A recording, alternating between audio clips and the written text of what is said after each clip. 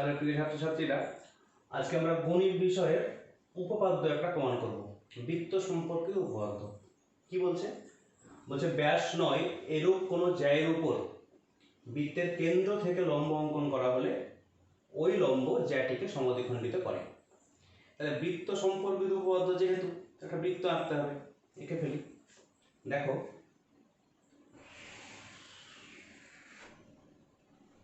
একটা বৃত্ত আঁকলাম। তাহলে বৃত্তের একটা কেন্দ্র দেখাতে হয়, একটা কেন্দ্র দেখানো হলো। এবার বলছে ব্যাস নয় এরূপ কোনো জ্যা। তাহলে জ্যা আমরা কি জানি? যে পরিধির এক প্রান্ত থেকে অপর প্রান্ত পর্যন্ত একটা রেখা। ব্যাসও একটা জ্যা।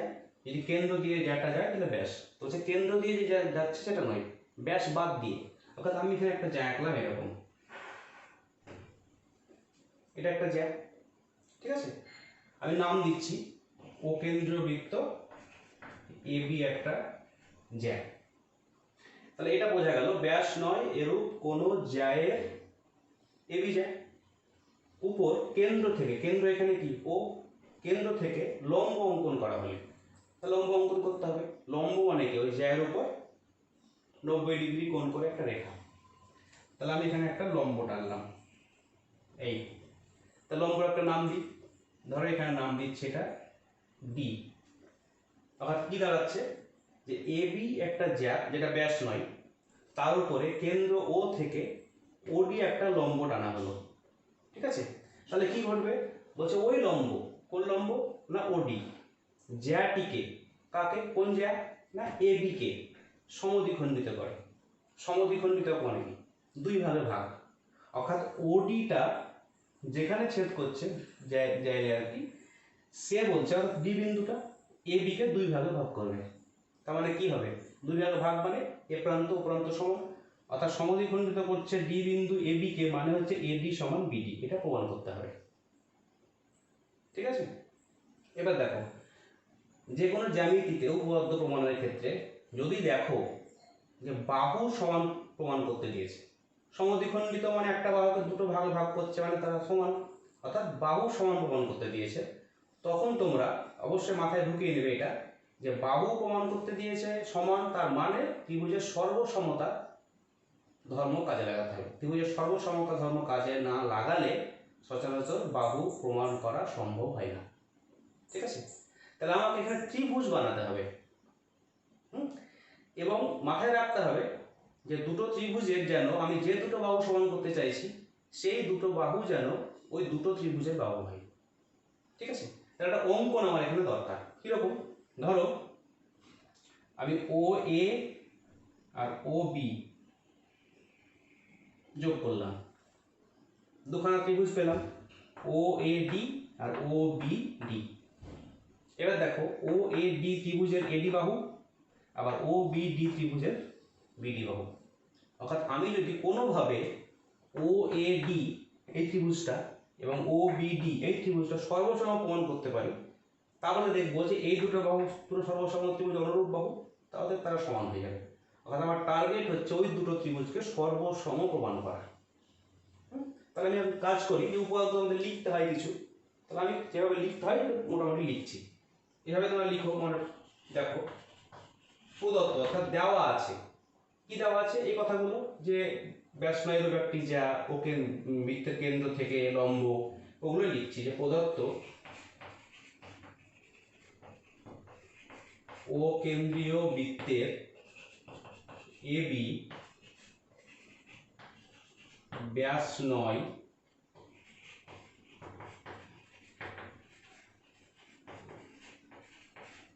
এরূপ একটি জ্যা। আর কি বলা হয়েছে? প্রদত্ত যে লম্ব অঙ্কন করা হচ্ছে এবং ওডি এ বি এর উপর লম্ব। অর্থাৎ এইটুকু আমার দেওয়া আছে। ঠিক আছে, কি প্রমাণ করতে দিয়েছে? যে জ্যাটিকে সমদ্বিখণ্ডিত করে, অর্থাৎ প্রমাণ্য বিষয় বা প্রামাণ্য বিষয়। আমি লিখছি প্রমাণ করতে হবে। কি? দেখো, জ্যাটিকে সমদ্বিখণ্ডিত করে, এটা না লিখে আমি লিখতে পারি এরকম, যে এডি সমান বিডি। দেখো এবি কে সমদ্বিখণ্ডিত করছে ডি বিন্দু, মানে বিডি সমান বিডি। ঠিক আছে, এবার দেখো আমি সমান প্রমাণ করার জন্য কি বললাম, যে ত্রিভুজ বানাতে হবে, সর্বসম দেখাতে হবে। ত্রিভুজ বানানোর জন্য আমি কি করেছি, অঙ্কন করেছি একটা, কি না ও এ আর ওবি যোগ করেছি। তাহলে অঙ্কন এখানে একটা আসছে, তাহলে অঙ্কন কি ও এ এবং ও বি যুক্ত করা হলো। তাহলে আমার দেওয়া আছে কি প্রমাণ করতে হবে, এবং প্রমাণ করার জন্য প্রয়োজনীয় অঙ্কন আমরা করে নিয়েছি। এবার আমরা কি করব, প্রমাণে চলে যাব, অর্থাৎ মূল যেটা বিষয়। তাহলে প্রমাণ আমরা মাথায় প্রথমে একটা বলেছিলাম কথা, যে আমি প্রমাণ করতে চাইছি বাহু। তাহলে বাহু প্রমাণ করতে গেলে অবশ্যই ত্রিভুজের সর্বসমতা ধর্ম কাজে লাগিয়ে প্রমাণ করতে হবে। আমরা এখানে দুটো ত্রিভুজ পেয়ে গেছি, এ একটা ত্রিভুজ আর এ একটা ত্রিভুজ, ও A B R O BD, এই দুটো ত্রিভুজকে সর্বসমতা দেখাতে হবে। এবার তোমরা ক্লাস 9-এ পড়ে থাকবে সর্বসমতা দেখানোর কিছু নিয়ম, যে তিনটে পদ্ধতি সর্বসমতা দেখানো হয়।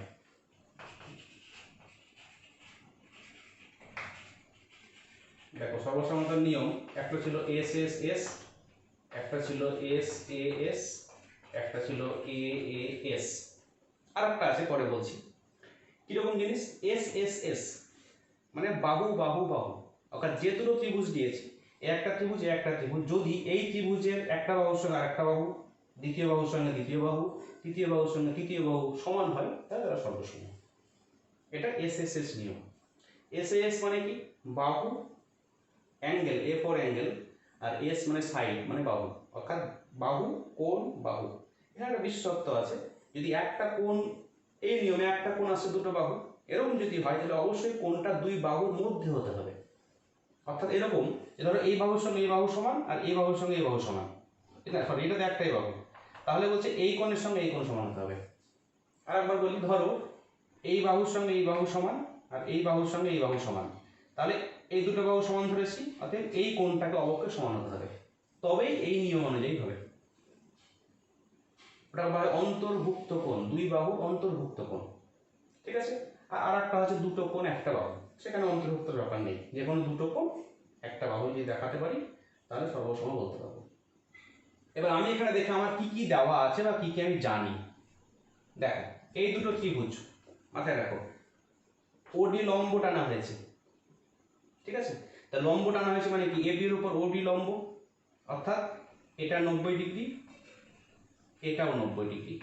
তাই যদি হয় তাহলে এই কোণ সমান এই কোণ, অর্থাৎ কোণ সমান পেলাম একটা, অর্থাৎ একটা এ পেলাম।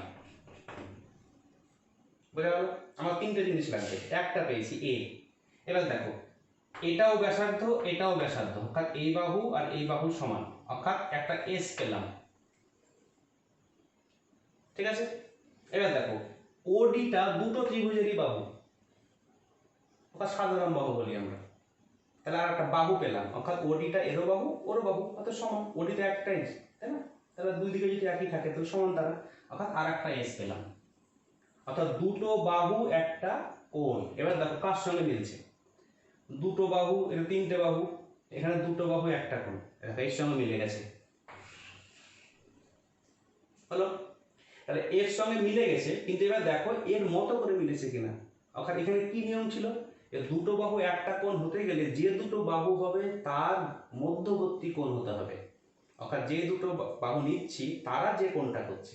আমি এখানে কোন দুটো বাহু পেয়েছি, এই বাহুটা আর এই বাহুটা, তাহলে এদের মধ্যবর্তী কোণ হচ্ছে এটা, আমি এই কোণটাকে সমান পেয়েছি, আমি তো এই কোণটা সমান পেয়েছি, তাহলে তো ওই নিয়মে দেখানো যাবে না,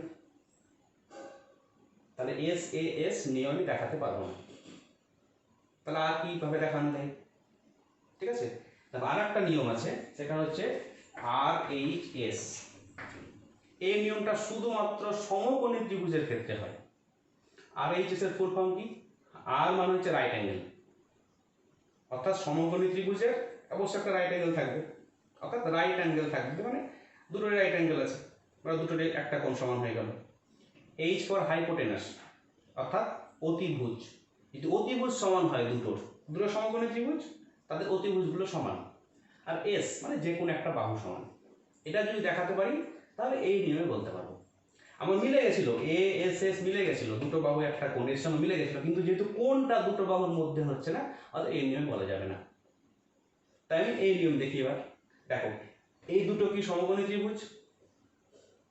দেখো যদি 90 ডিগ্রি হয়, এটাও 90 ডিগ্রি হয়, এখানে 90 ডিগ্রি এর সমকোণী, এ 90 ডিগ্রি ও সমকোণী, অর্থাৎ এটা মিলে গেল, অর্থাৎ এরা পরস্পর সমকোণী ত্রিভুজ। এবার দেখো তাদের কি এদের কি অতিভুজ সমান? দেখো সমকোণের সম্মুখে যে বাহু সেটা অতিভুজ, আর এইটা, আর এই সমকোণের সম্মুখে মানে এটা অতিভুজ। দেখো আমরা আগেই বলেছি ব্যাসার্ধ যেহেতু, অতএব এরা সমান এবং তারা অতিভুজ, অতএব এটাও হয়ে গেল। এবার দেখো যে কোনো একটা বাহু যদি সমান হয়ে যায় তাহলে RHS নিয়মে বলতে পারবো। এ দেখো যে কোনো বাহু বলতে এই বাহুটা তো দুটোরই, অতএব তারা সমান, অতএব সর্বসম। তাহলে আমি এই নিয়মে না বলে এই নিয়মের ব্যাপারটাকে বলছি। এবার দেখো কিরকম প্রমাণ। দেখো যেহেতু সমকোণী ত্রিভুজটাকে দেখাতে হবে, বলতে হবে যেহেতু ওডি লম্ব AB, লম্ব টানা হয়েছে, ঠিক আছে, অতএব কোণ ODA সমান কোণ ODB সমান, দেখো 90 ডিগ্রি মানে হচ্ছে এক সমকোণ, অর্থাৎ এই কোণ সমান এই কোণ সমান এক সমকোণ, ঠিক আছে। তাই যদি হয় তাহলে আমি অবশ্যই বলতে পারি অতএব ত্রিভুজ OAD ও ত্রিভুজ OBD উভয়েই সমকোণী। তাহলে সমকোণী ত্রিভুজ পেয়ে গেলাম। এবার লিখবো সমকোণী ত্রিভুজের যে যেগুলো সমান, অর্থাৎ সমকোণী ত্রিভুজের সমকোণ মানে আত্ম সমকোণী ত্রিভুজের জন্য হয়ে যাচ্ছে সমকোণী ত্রিভুজের অতিভুজ, আর যে কোনো একটা বাহু সমান দেখাতে পারলে সর্বসম বলতে পারবো। এবার লিখবো অতএব, এখন লিখো এখন সমকোণী ত্রিভুজ OAD ও ত্রিভুজ OBD এর দুটো জিনিস দেখাতে হবে, হাইপোটেনাস আর সাইড। 1 নম্বর এরা সমান, OA সমান OB। কেন সমান? না তারা এই এক যে বৃত্তটা এঁকেছি সেই বৃত্তের ব্যাসার্ধ।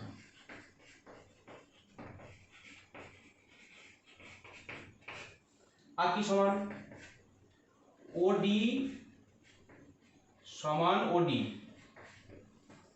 এভাবে দেখা যায়, OD সাধারণভাবে না বলে যদি বুঝতে অসুবিধা হয়, OD সমান OD মানে এই ত্রিভুজের OD বাহু, এই ত্রিভুজের OD বাহু, ঠিক আছে। লিখো অর্থাৎ OD সাধারণ বাহু। তাহলে আমি লিখতে পারবো, এবার কোথায় লিখবো?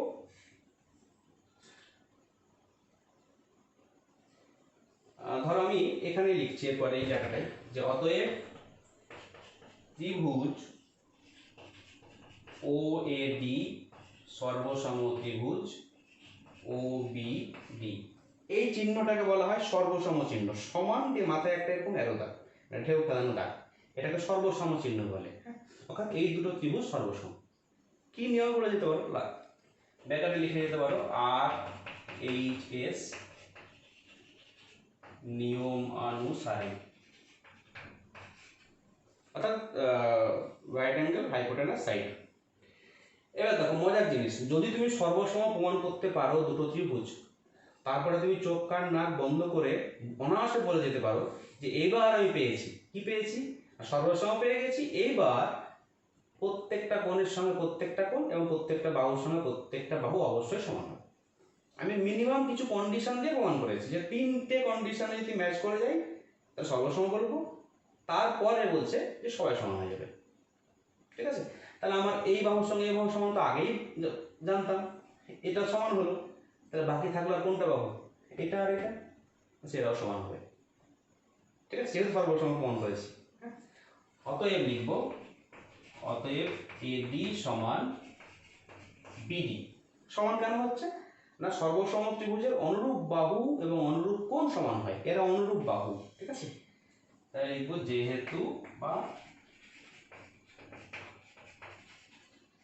অনুরূপ বাহু। এবার দেখো আমি কি প্রমাণ করতে চেয়েছিলাম, এডি সমান বিডি, তাই তো পেয়েছি এডি সমান বিডি, অর্থাৎ এই বাহু সমান এই বাহু।